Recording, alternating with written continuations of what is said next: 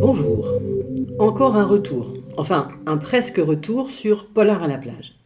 À propos de Patrick Péchereau, celui de Tranche-Caille, L'homme à la carabine, Evel, des romans noirs plus ou moins historiques que nous avons aimés. Mais en même temps d'un autre, un autre qui est le même, celui qui écrit des chansons pour les compiles du festival. Celui qui a participé au recueil Hommage à Art Pepper, Nos Limites.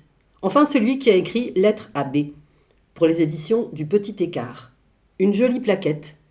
Publication après Pascal Dessin, un autre auteur de noir venu au Polar à la plage, spécialiste d'écologie, après Marin Ledin et Jean Rouault. Pour vous donner une idée de cette maison d'édition, je vous lis la dernière page. L'idée de ce livre est née sur le balcon de la maison d'édition en mai 2017. La vie, c'est simple comme un coup de fil. En juin, c'est à Limoges, sous la lune et autour d'une bière, que l'auteur a trinqué à sa réalisation. En novembre, c'est l'illustrateur qui fut approché. Et c'est en février 2018 que le manuscrit fut posté et que le mail art de Michel s'en mêla. Nous voilà au mois de mai, le pinson picore sur le balcon, et c'est à Prévert que je pense, et à vous, lecteurs. Lettre à B commence avec « Rappelle-toi Barbara », continue dans Brest et sa destruction, dans les films de Jean Gréville, dans Prévert et Macorlan, fait un détour par San Francisco, tout un monde en quelques pages. Voilà un extrait de ce voyage, de ce glissement entre écrivains qui crée des familles d'élection, celle à laquelle appartient Patrick Péchereau et qui le définit. En quittant la mairie, j'ai rejoint la rue de Siam. Je me suis arrêtée à l'emplacement de l'ancienne librairie de la Cité.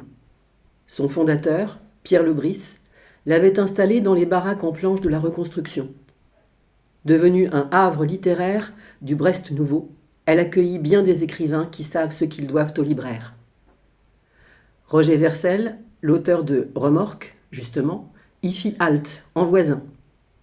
Jacques Kerouac, à la recherche de ses ancêtres bretons, en fit l'objet d'un voyage et se découvrit un cousinage avec le maître des lieux. Kerouac avait-il lu Prévert ? C'est un de ses compagnons de la Beat Generation, Laurence Ferlinghetti, qui traduisit Paroles, où tu figures, Barbara.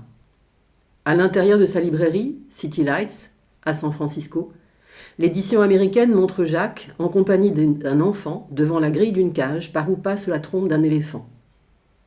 Éléphant, tu es plus beau qu'un nuage. Le nuage pleut quand il crève, mais toi tu te fous des marchands de parapluies, écrivait Jacques.